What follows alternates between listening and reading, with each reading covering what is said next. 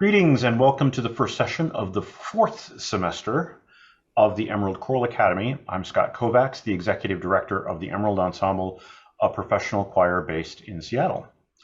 Before we begin, the Emerald Ensemble acknowledges that we gather on the traditional land of the first people of Seattle, the Duwamish people, who are still here, and we honor with gratitude the land itself and the life of the Duwamish tribe. The Emerald Choral Academy is a series of interactive webinars during which our area's leading professional choral singers reveal their personal tricks of the trade to community singers. These webinars are then made available freely to singers across the world via the internet. The Emerald Ensemble is very grateful to our generous donors who have made this project possible, particularly the Seattle Office of Arts and Culture. We encourage anyone participating or viewing this webinar to make a donation as you are able at emeraldensemble.org. I should also mention that we are generously supported by the National Endowment for the Arts, the Washington State Arts Commission, and For Culture. You can subscribe to our YouTube channel, join our mailing list to hear about future sessions of the Academy and other activities of the Emerald Ensemble at our website. I will post links to our donation page and to the YouTube channel in the chat in just a few moments. This webinar is being recorded. By participating, you are granting the Emerald Ensemble permission to share your contribution. Please ensure that your microphones and cameras are turned off for the duration of the presentation unless we prompt you to turn them on. You can ask questions to the presenter by typing into the chat feature at the bottom of your screen. We'll pause periodically to field your questions. There will also be designated Q&A periods throughout the presentation and at the end. As we all know by now, technology can be a fickle thing. Please bear with us if we experience any technical difficulties during the presentation. A few days after today's presentation, you'll receive a link to the video replay of this session, along with a link to the PDF of the slides. You can also view past sessions and download materials from our past ECA classes at www.emeraldensemble.org. This session's instructor is the Emerald Ensemble and Emerald Choral Academy performing artist, Holly Boaz. Holly is well known in our region as a performer of opera, oratorio, chamber, and choral music, and a member of the music faculty at Pacific Lutheran University, in addition to having her own private studio. Many of you will remember Holly from the Vocal Anatomy series offered in the first semester of the Emerald Choral Academy. You can learn much more about Holly at hollyboaz.com. Today's topic is classical and popular singing styles. Holly may want to tell us a little bit more about herself, but for now, it is my great pleasure to introduce to you my friend and my colleague, Holly Boaz. Oh gosh, thank you, Scott. It's a real pleasure to be back with Emerald Choral Academy, and I want to thank you and Gary Cannon for this wonderful series that you've put together. How amazing it is for all of us to have this source of inspiration and motivation while we're not able to perhaps attend our usual singing activities over the long pandemic that we've been experiencing. So thank you. It's great to be back. And hello, everybody who's here. I'm going to start a slideshow. So let's share my screen. And I apologize to everybody who's been here before for my anatomy talk. I had some really fun slides to look at, and this time my slides are not as exciting. So I'll try my best to provide excitement in other ways. All right, Scott, can you confirm that you're seeing my first slide there? Can confirm. Excellent, thank you. Okay, so we're going to talk about a really big topic today, and I want to make sure that I am clear about the fact that I'm coming at this very humbly as a learner myself. And so I'm going to share with you today lots of things that I have learned over the past 10 years or so as I've begun to dive a little deeper into this topic. Partly because I've had to do it out of necessity because my students need more and more help in areas outside of classical music. So we're going to talk about differences between approaching our voices in classical styles and approaching how we use our voices in non-classical styles, popular styles. Hopefully I can dispel a few myths that have been floating around for years and maybe also take care of some misunderstandings out there that tend to be hanging about in the voice world. So these are my observations primarily as a voice teacher. And this is where I'm coming from. As Scott mentioned, I am primarily a classical singer. My performing career has been primarily in opera, other genres of classical music, including ensemble singing. And I have 2 degrees from very typical Eurocentric, Western classical music oriented academic programs. I've been teaching privately for about 25 years. In addition to my private studio and my Pacific Lutheran studio, I also teach at Tacoma Community College. For the past 3 years, I've been doing that. And actually, that has been something that has really fed the diversity in my teaching as well, because I have students at TCC in a much broader, let's say there are more broad interests as far as genres chosen for my singers at TCC, and it's been really fun to explore that. So about 10 or 12 years ago, this trend started happening in my studios where my students, in addition to wanting to sing classical music, many of them also wanted to sing other things. Or I started having inquiries from more and more students who wanted to come in and work with me on genres other than classical music. And it became clearer and clearer to me that what I was given in my very Western European centric academic program was not really enough for me to help these singers with what they wanted to do, not by any means. And so I started to seek out some education for myself. I did lots of seminars and workshops. I read some books. I started doing more listening. I learned from people like Dr. Matt Edwards, who is the head of the Musical Theater Voice program at Shenandoah University, and also runs the Summer Institute there, the CCM Vocal Pedagogy Institute, which I had the great fortune of participating in this past summer since it was online and I didn't have to travel to Virginia. So that was really fantastic and I highly recommend it. So I am still learning, and I am applying the things that I am learning as I go with my students. One weak spot of mine that I bet a lot of you know more about than I do is audio technology, which is an important piece of this puzzle. So I'm just going to admit right now, I'm not an audio tech person. I'm working on it. But if audio tech questions come up, I'm probably not going to be the right person to answer those questions. And before we get too deep into the topic, let's just clarify some terminology. I'm going to say CCM a lot, and CCM stands for Contemporary Commercial Music, and it is a term that we use as an umbrella term for all of the genres of music other than classical when we're talking about vocal music. So pop, rock, indie, hip hop, R&B, metal, singer-songwriter styles, country, soul, funk, jazz, punk, blues, bluegrass, all of that stuff, plus many, many more things, we will think of under the umbrella term of CCM, or I might say popular musics, and I'm referring to that same category of things. There's some other terms that we often hear in the singing world that refer to these kinds of styles other than classical music, just so that you're aware of those. So before I talk too deeply about the nitty-gritty of how we use our voices differently for the two styles and how we might approach coordination of our voices differently, we should probably talk about where these styles come from and why they're different. So I'm going to just really quickly give you a super, super broad overview of some basics as far as where these musics come from, how they developed, who's teaching them, why they sound different, how they sound different, whose stories are being told, what the venues are like that we tend to use to perform these different categories of musics. And then, of course, we'll talk some about more specifics of how we use our voices. So if we look at where these musics come from, there are some really very stark differences.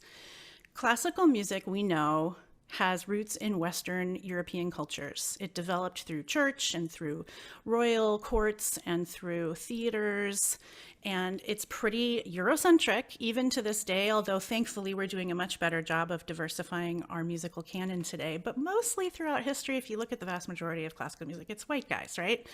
It's white guys writing the music, teaching the music. It's white guys' stories being told. Whereas in popular musics, most of these genres, if not all of these genres, have their roots in cultural storytelling And often it's the case of multiple cultures that are mixing together and creating something new.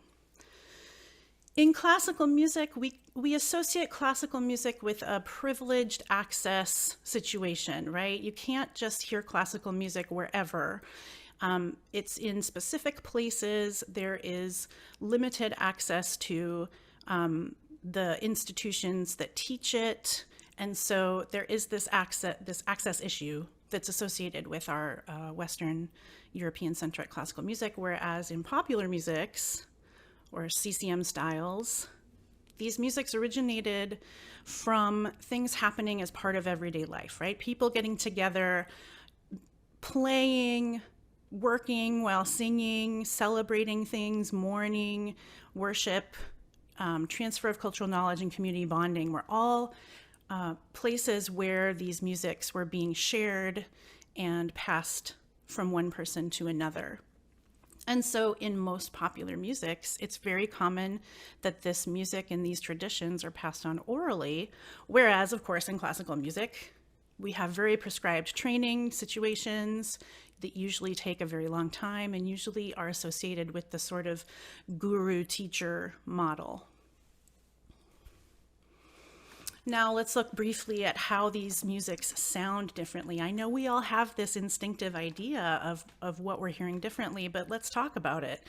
Generally in classical music, we're aiming for kind of one specific tonal goal for vocal music. We want that chiaroscuro sound. This is a standard of beauty that comes out of the 17th century originally, that includes this balanced sound where we have warmth and depth of tone plus bright clarity in the tone, called chiaroscuro, bright dark.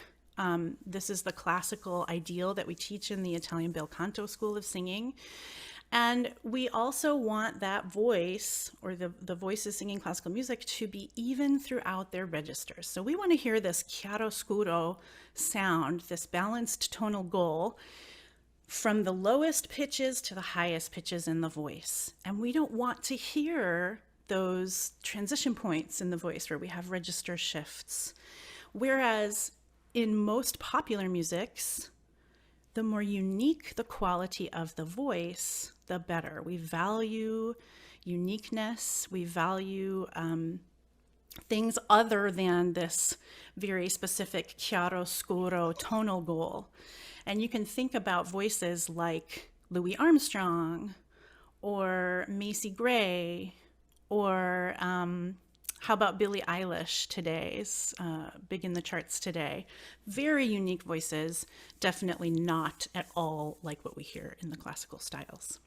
Holly, could you just unshare and reshare your slides really quickly? We're getting a shadow. We're getting a shadow on one corner, and I just want to make sure that we get rid of that. Sure. Sorry about that. Oh, it's quite all right. It happens. Let's see. I think I have to. There we go.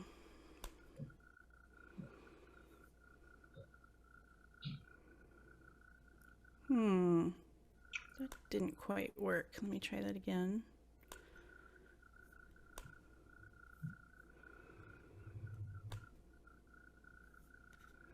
There, did that come through okay, Scott?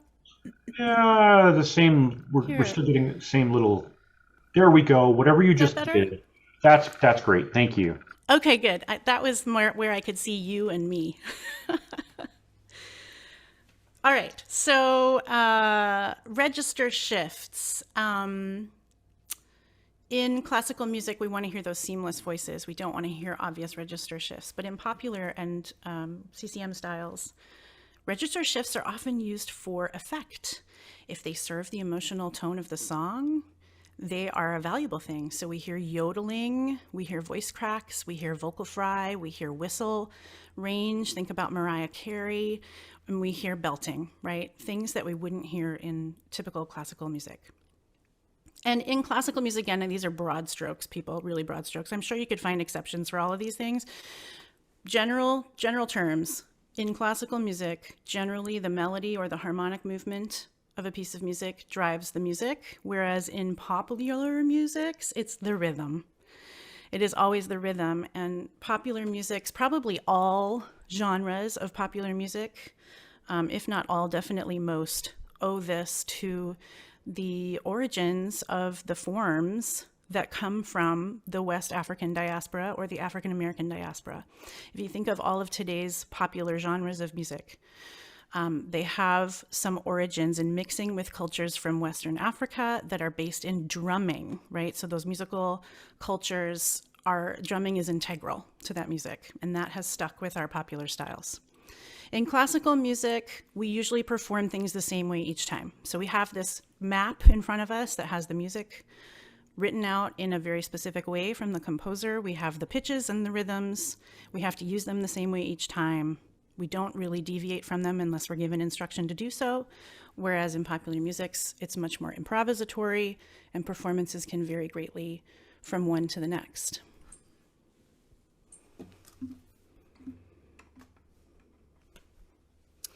Okay, let's talk about whose stories are being told in each genre. In classical music, usually it's the composer who's in charge of telling the story. It's the composer's decision about whose story is being told, whereas in popular musics, it's almost always the artist themselves telling the story.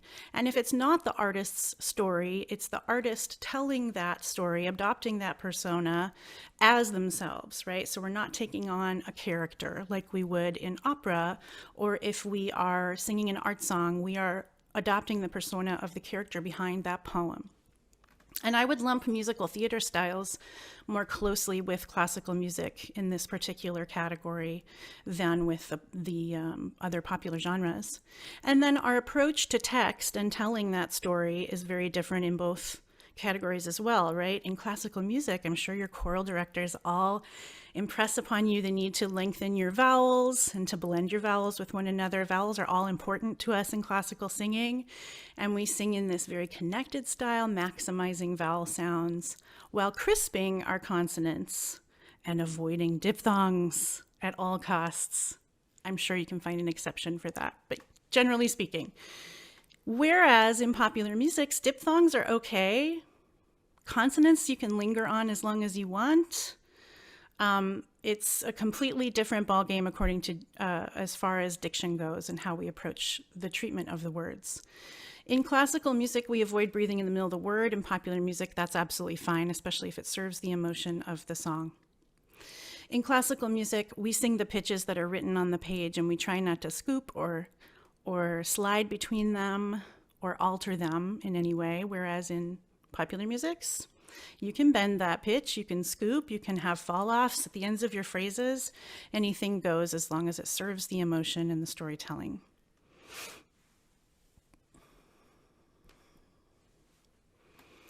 And venues have an effect on how we approach our singing as well. In classical music, we generally sing without any electronic amplification in spaces that are designed for acoustic performances, generally.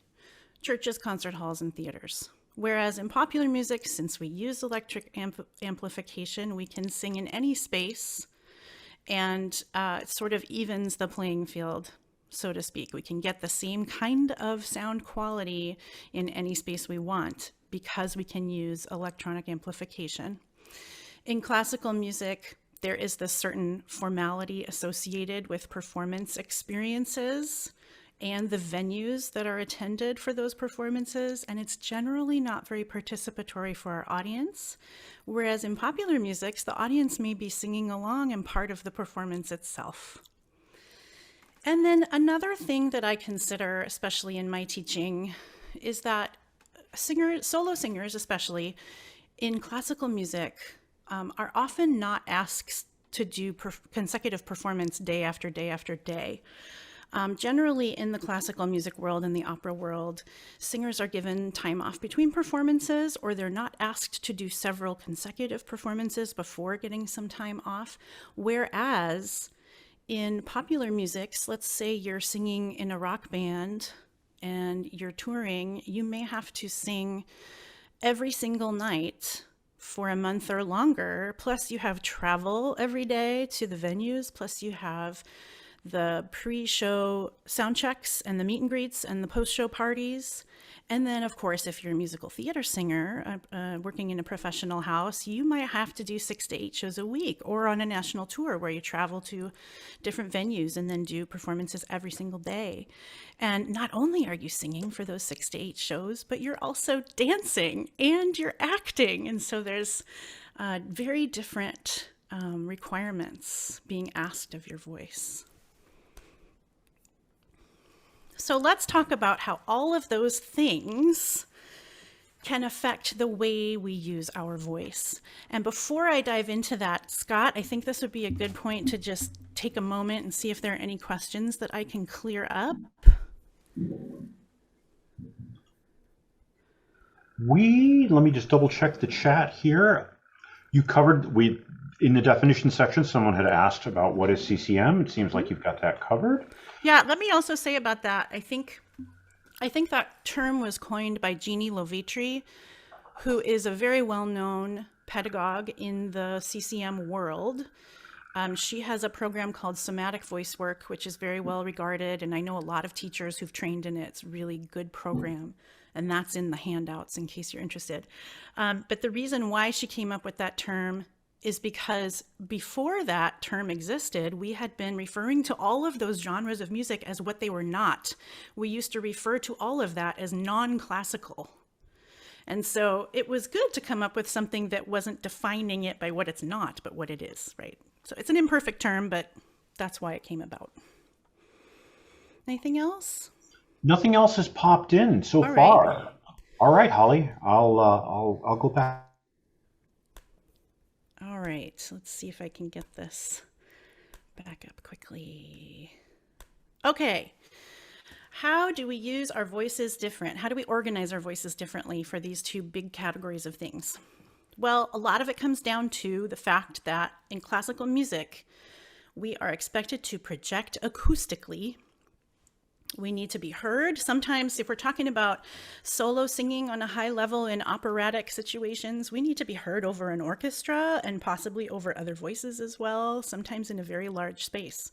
And so this need to develop our voices in a way where we can project acoustically has implications for all aspects of our instrument, from our breath management to our laryngeal coordination to our vocal tract shaping. Whereas, of course, in popular music, we are always mic'd, just always, and in musical theater. And so we can rely on the microphone to do the projection for us. And not only that, but today, even in live performances, even in real-time performances now, we're seeing all of these digital enhancements being used, like auto-tune and things like auto-tune, like layering and equalization and reverb, compression. So there's some of these are used more in produced recordings, of course, but a lot of this stuff is now being used in live performance. It's pretty amazing what they can do. In classical music, we tend to use taller, rounder mouth shapes. So vowels in general, we have more vertical space associated with them in classical singing, and we might round our lips a little bit more. Whereas in popular music, we hardly ever use that vocal tract shaping strategy. We generally use neutral or wide mouth shapes in popular musics. In classical music, we like pharyngeal space. And this might open a little bit of a can of worms that we can talk about more later, but things you might hear people say to you that encourage more pharyngeal space include lift your soft palate, feel the yawn, imagine you have a grapefruit in the back of your mouth, sing with an open throat. There's one. I don't hear that used very much anymore, but that one used to be used really ubiquitously. And pharyngeal space just means you're maximizing the space in your vocal tract that's behind the hump of the tongue at the top of the throat. And when you do that, you get this sort of sound. That sound you associate with a yawn if you try to make sound while you're yawning. There's a little bit of controversy over this nowadays. We have more MRI studies showing us what's actually happening with singers, especially classical singers. When you give them instructions like lift your soft palate, and you think you're lifting your soft palate and closing off your nasal passages, you might not actually be doing that. You might be engaging some other part of that area of your anatomy, because we have such little kinesthetic sense of those parts, it's really hard to tell. So if that's something we want to get a little deeper into later, please write me a question, but that's pedagogically sort of a murky territory. And in popular musics, pharyngeal space is generally not a strategy that we employ. Generally, our pharyngeal space, that space in the back room, as Dr. Matt Edwards calls it, or behind the hump of the tongue, we generally just leave it neutral, or we minimize it even. So when you hear voices that are singing with twang, or you associate with a sort of nasal tone, a lot of country singers would fall into that category, some musical theater singers, we're actually minimizing that space, making that space smaller. Okay, and then onsets and releases are another thing that are very different in classical music versus popular musics.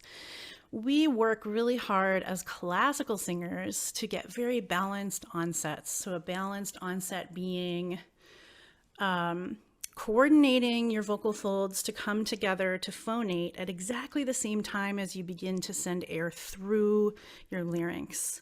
So you get an even start to the tone. Whereas in popular musics, you can have any kind of onset you want.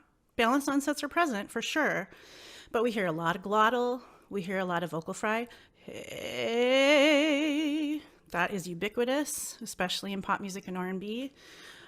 We get growls in gospel, those are fun. Hey! So that can be a fun thing to experiment with. We also have a lot of aspirate onsets. Ooh, with a lot of H coming in before it. And we have fall Fs at the end of phrases. Hit me with your best shot. That sort of thing. We can scoop, we can pop, we can do all kinds of stuff. Anything goes in pop music.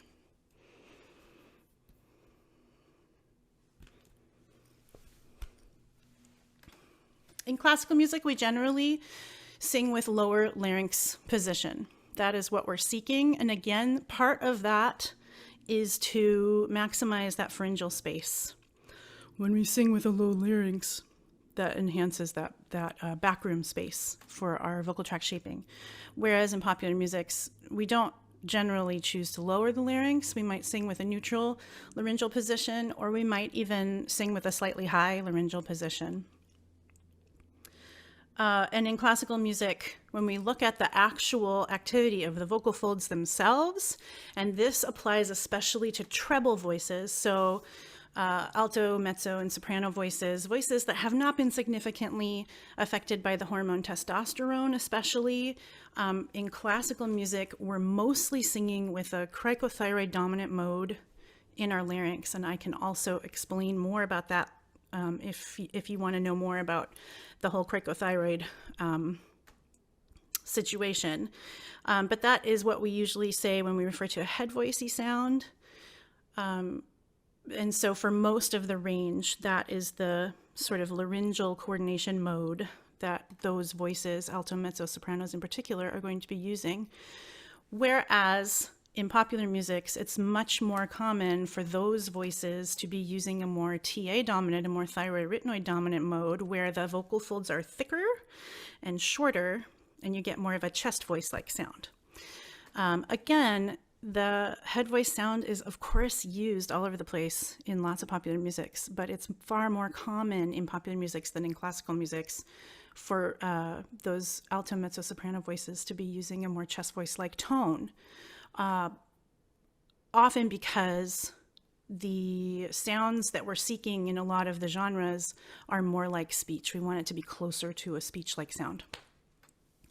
And then another thing to consider is that classical singers often sing in lots of different languages, right? Where popular singers don't generally do that. Some do. There are some popular singers who really focus on more than one language. But it's another thing that we have to consider as classical singers is developing that coordination of articulators around the lyric diction that we have to learn for all the different languages that we sing. And we work for clarity. And in popular musics, we have that amplification to help us. So we maybe don't have to work quite as long and hard on certain kinds of coordination skills, and messy diction is okay. So a lot of the time. And I know I used to love when certain songs came on the radio when I was younger, and I would sing along at the top of my voice even though I didn't know all the words, and it didn't matter. All right, I'm going to pause again. I think there's some stuff that's shown up in the chat, Scott. Is that right? That is correct. Okay. We have two really great questions to talk about here. Let me make sure I don't have anything in the other one. So the first one is: are there musical genres that blend technique of styles of both classical and popular? So both the CCM and the classical technique blended. Yes. The biggest one is musical theater, right? So because in the world of musical theater, we have all of these various genres that sort of come together and are represented in various shows, most musical theater singers, to be competitive, have to be able to sing in a more classically oriented style so that they can do what we call legit styles, which are sort of the more golden age, the older shows. But they also need to be able to sing in a very contemporary pop rock idiom because so many of the current shows are in that style. So a lot of musical theater singers, I would say the majority of musical theater singers, are definitely cross-trained that way. Great question. All right. The other question, if I can get back to it quickly here, is can we talk more about CT dominant mode when you get a chance? So difference between CT and TA sound. Yeah, this is a perfect time to talk about that, actually. So this is, again, a generalization. There's more complexity that goes into this than just simplifying to two muscle groups. But these are the two primary muscle groups we look at when we think about how our larynx functions in regard to registration. Registration in the voice is what we use as a term to refer to like the chest voice part of your voice, the head voice part of your voice, the mix in your voice. Some falsetto would be another term that we use for a certain part of registration in the voice. And depending on the balance of dominance in these two muscle groups, we get different sounds. So if we are singing in a chest voice like way or a thyroarytenoid dominant mode, that's when our vocal folds are thick and they're fatter and they have more surface area touching when they vibrate, and we get a chest voice sound. Hey, that's a thyroarytenoid dominant mode. Whereas if I engage my cricothyroid muscles, that when they contract, they end up pulling the vocal folds longer, then I get a thinner surface area that's touching when my vocal folds are vibrating, and that gives me a lighter tone, a more head voice associated tone. So that would be ooh, something like that. I hope that made sense. Go to the anatomy videos to learn more. Anything else? I think, Holly, that's it. We can continue. Okay, so when I was putting this talk together, I considered having all of these samples. Okay, wait a minute. What am I doing? Don't talk and try to share screen at the same time. Here we go. I considered doing lots of samples to illustrate things, but the last time I did that on a YouTube talk, YouTube closed down my video and wouldn't let me show it because there were copyright issues. So I chose not to do that this time. And before I forget, I want to encourage you all to visit Dr. Matt Edwards' YouTube channel, which is one of the things that I listed on your handout today, to explore different singing types. He has these wonderful playlists on his YouTube channel that illustrate certain types of belting, that illustrates certain types of contemporary genres as far as style goes. And he puts these together, I think, a lot for his musical theater students at Shenandoah who are exploring all these different styles, and for his pedagogy students. So please go visit that YouTube channel to get some of these sounds in your ears that we're talking about today. Okay, so as a voice teacher, I thought one thing that I can do a good job of illustrating for you all is how different a voice lesson would look for one of my students who's not primarily a classical singer, and how I might gear some of the training aspects in the studio differently towards somebody who's working on popular musics. And also want to throw out there that my musical theater students also do some of this, but a lot of my musical theater students are cross trainers as well. So I'll do both classical oriented training with them, plus more CCM oriented training with them. And there's a wonderful book that covers that particular type of singer called Cross Training in the Vocal Studio. It's by Norman Spivey and Mary Saunders Barton, and I absolutely adore that book and I use it all the time. So if that's of interest to any of you, please check it out. Really great book. All right, so I'm going to assume that the majority of my audience today is coming primarily from a choral background, which implies that you have probably more experience in the classical realm than in the popular music's realm.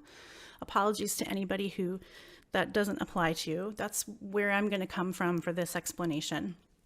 So in a classical lesson for a typical solo singer, we'll do some warm-ups and etudes, partially to get the voice moving and work on specific vocal technical things in the voice, but also for me, so that I have a series of benchmarks I can see how that singer develops. So some of those things we do from lesson to lesson will be the same, so that I can hear the change over time. And I do that with my CCM singers too. I just tend to use slightly different warm-ups and etudes with them, because a lot of the classical oriented warm-ups and etudes aren't really going to be that helpful for them. They don't need to learn how to sing super fast major scales, although minor pentatonic patterns might be helpful for riffing purposes, depending on what genre they're singing.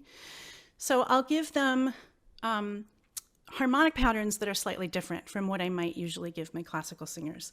And if they're also interested in things like blues, jazz, gospel, we'll definitely do blues patterns. We'll do dominant seventh exercises and things like that. I do have etudes that I draw from as well that are in specific styles. So one of the sources that I really love for this is Ann Peckham. I don't know if you can see this, it's probably very small.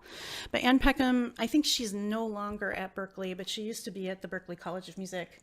And she has these fantastic books out that have a lot of really great exercises and etudes in them for your contemporary singers.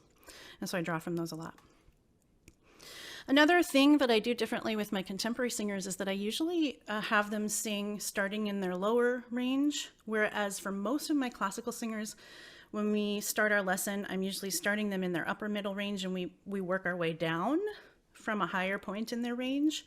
So we do head down exercises for my classical singers, and I do a lot more chest up exercises with my popular music singers. And I especially do that for my popular singers who are coming from a classical background and are trying to retrain to sing popular musics more effectively.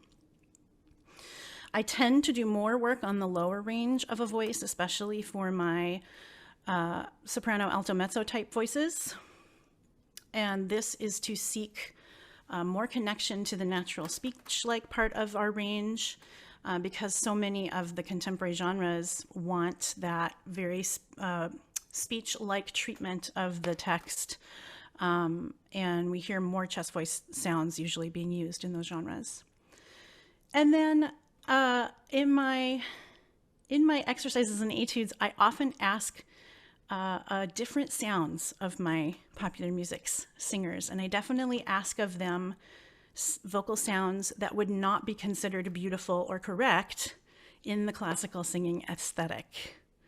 I do a lot of really, really bright, forward, almost nasal exercises like nya, nya, nya, nya, nya for my contemporary singers, to encourage them to feel that buzziness and to also encourage bringing that speech-like quality of their voice a little bit higher into their range. And then we do repertoire, just like I would do with my classical students. And a difference in our repertoire study between classical students and popular music students is that my students who are singing popular music, I always have them lead the repertoire choices. I try to avoid trying to make my popular music students into anything that is my own vision. Whereas I'm very much doing that with my classical singers. You know, I know the chiaroscuro sound that we're going for. I know the coordination skills they need to develop for acoustic projection, and I'm definitely guiding them toward that tonal goal.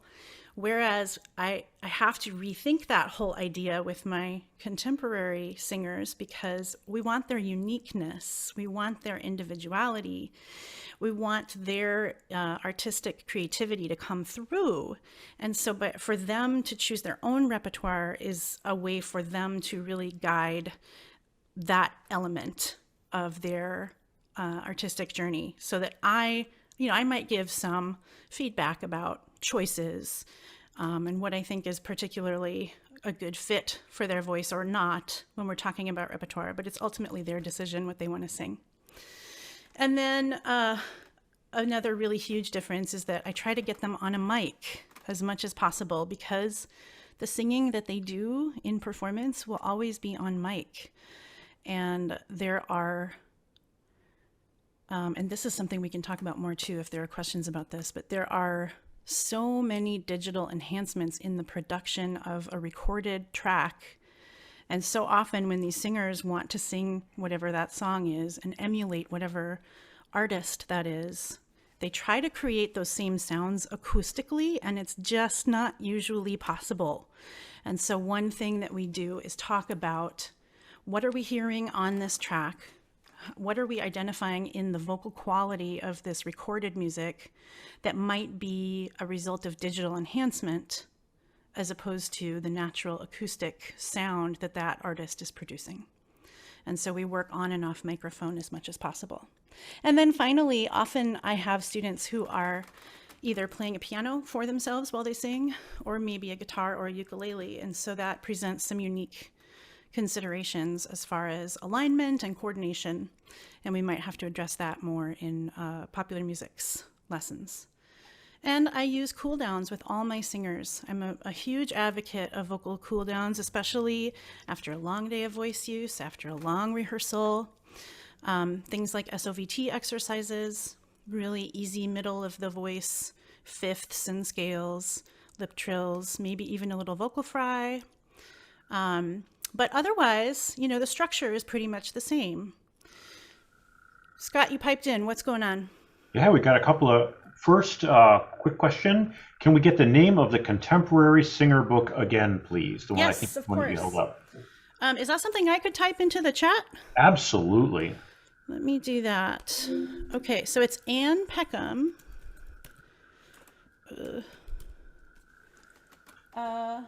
And it's called The Contemporary Singer.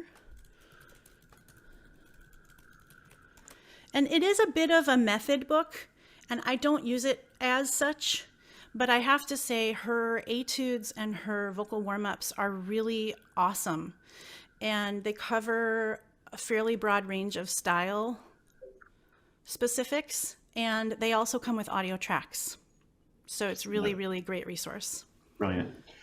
The next question is a little more complex, given that we have so many choral folks in our among our registrants in general. That's kind of the idea. Can you comment on how a community choir can approach learning or performing choral arrangements of CCM songs?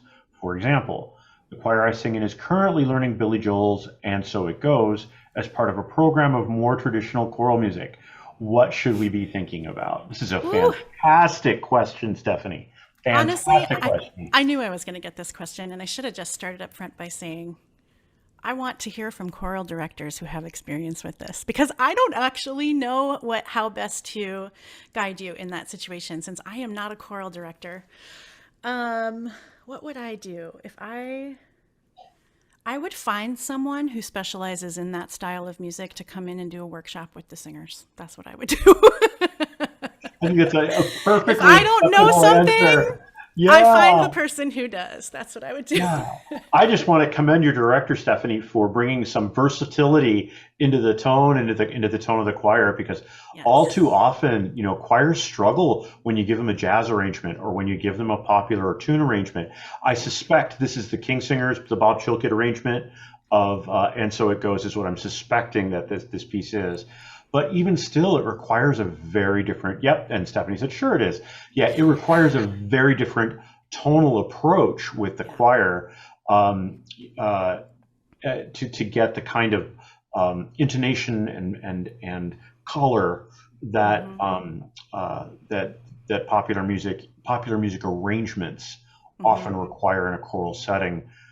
It can be a little tricky, but I'm so glad that they're reaching into that genre. Yeah, I am too. A choir, I want to just mention that they're locally, I don't know about a lot of ensembles that do primarily popular music. I know they exist. I'm sure they're out there. Yep. But one group that I've been really impressed with is the Tacoma Refugee Choir that's led by Aaron Gwinnett. They even write their own songs, and they have had experts in various popular genres come in and work with the choir, and it's really fun to see the things that are coming out of that situation. It's just very creative, and again, like they're telling their own stories, which is something that can be so unique, right? As classical singers, we're so used to adopting this character, I telling think some someone else's other story. ensembles would be Northwest Firelight Chorale. Hmm. They're a regular participant in the Seattle Sings Choral Festival. Northwest Firelight Chorale, maybe even Tacoma Peace or the Peace Corps, Seattle Peace Corps would be a Seattle good Peace Chorus. example. Yeah. Might be a good example of that. Puget Soundworks. There's a few others that tend to emphasize the CCM repertoire in their And performances. of course, there are gospel choirs Of course, around. And yeah. that's just a whole genre unto itself, which is incredible and so deep in stylistic traditions. I don't know if their director has fully retired, but the Total Experience Gospel Choir was probably the most prominent example in our region for quite a long time. Hmm. And if you're interested in learning more about gospel, go check out Dr. Trinice Robinson Martin's website. She's an excellent pedagogue in that field. That's it for current questions, Holly. I think we Okay. can resume. All right. Well, I only have a little left, so I don't think I'm going to go over time, which is pretty amazing. Uh, Here we go. All right, so I gave you my perspective of how I might work with solo individual voices differently. Now I want to throw out some big ideas out there for you all to think about, because I think when we talk about this particular topic, it would behoove us to think about these particular ideas. There tends to be this very insular way of thinking for the very Eurocentric academy that a lot of us have come through as classical musicians. And these ideas tend to trickle down to us, whether we realize it or not. Things such as classical music being this highest art form, right? Is there really a higher art form over all others? Is there really some kind of moral inherent superiority to this art form over others? So I'm not going to argue any points. I just want to throw that out there for you all to think about. Do we need to read music to be considered good musicians? When we think about all of the oral traditions associated with today's contemporary genres and how much improvisation and virtuosity is present without any reading music at all, right? So it's something to consider. Are some of the vocal sounds that we are capable of making inherently bad or wrong, right? We have this very specific aesthetic we want to achieve as classical musicians. And sometimes it's easy to think, well, that is what's right, and other things are wrong. But they're not wrong, they're just different. So, again, it's something that can easily trickle into our psyche without even realizing that that's happening. So I just wanted to throw those ideas out there and get you all thinking about that when we talk about these big comparisons. And then there are these myths hanging around in the voice world that I want to bust for you in case any of them are still hanging around. Maybe not. Maybe none of you think any of these things anymore, but there is this pervasive thought that, or there used to be anyway, that if you're going to learn how to sing, the best way to learn how to sing is by learning classically. And that if you learn how to sing classical technique, you can sing anything else. And I would like to say that that is not true. I think we know very well now that that is not true. Classical technique is not necessarily the best. Certainly it's not the best if you're not going to sing classical music. So if you want to sing classical music, classical technique is the best thing to learn. If you want to sing other styles of music, I wouldn't start with classical unless you know that's something you also want to do. And then there's also this other pervasive thought that hopefully has been dispelled in many circles, that belting or using chest voice or singing certain styles like rock and even metal is inherently bad or harmful for your voice. And I can also tell you that is not true. You can sing any of those styles in a healthy manner, and people do it all the time now. Also, it does not predispose you to vocal injury to do any of those things. We know from data that singers singing in all the different styles pretty much have the same rate of occurrence of vocal injury, and that includes classical singers and opera singers. And if you sustain a vocal injury, that does not necessarily mean that your technique is bad. Vocal injury can come, and vocal pathology can come from lots of different sources, and we don't necessarily know where that was, and laryngologists don't necessarily know how that happened. Sometimes it's impossible to tell, and it's very easy to make the assumption, if you know that you or someone you know has a vocal injury, that that's because their technique was bad, and that is not necessarily true, probably often not true. Can voices sing in multiple styles? We talked about this a little bit. Yes, absolutely. And I have lots of singers who do that. I would just say that if you are looking to do one or more of those styles professionally, at some point there will be limitations on how far you can coordinate your instrument to go in one direction or the other. I have yet to see somebody who can perform at the highest levels of opera and at the highest levels of rock and roll at the same time. And so I think there's some limitations there because the setup of your instrument and the coordination of your muscles is just so different from one style to the other. And can you learn to sing in one style after primarily training in another? Absolutely, yes. It just takes time and patience and perseverance and building new neurological pathways and coordinating your muscles to do different configurations. So I will finish by leaving you with some of these names that are on your handouts of authorities in the field who can teach you a heck of a lot more than I can about the intricacies of approaching popular musics from a vocal standpoint. I would especially recommend the top two. Singing in Popular Musics is an online blog and source of other information that is founded and edited by Jessica Baldwin. And it is such a wealth of fantastic information and thinking. And there are also links to workshops and online classes offered by some of the contributors there. So please check that out. And Dr. Matt Edwards has a fantastic voice blog that covers a lot of these specific issues in regards to how you might approach the voice in a way that's more specific for contemporary commercial styles as opposed to classical styles. And the rest hopefully are self-explanatory. I can show you, there are several of the So You Want to Sing books dealing with individual genres that are published by Nats, and there's a link to that in the handout. I covered cross-training. Vocal Athlete by LeBourne and Rosenberg is a pedagogy book, and there's a chapter in there by Matt Edwards that's all about audio technology and digital production aspects of recordings. So to think about things to be listening for when your singers want to sing like Demi Lovato, but there's layering and equalization and reverb and compression and all those things in the recording, and you can't make your voice do quite that. So it covers some of those issues. And then the bottom one, Dr. Dan's Voice Essentials. I don't know, Scott, do you know about Dr. Dan? He is so great. I love Dr. Dan. He's Australian, and he is this really energetic, enthusiastic voice teacher, and he has some great videos.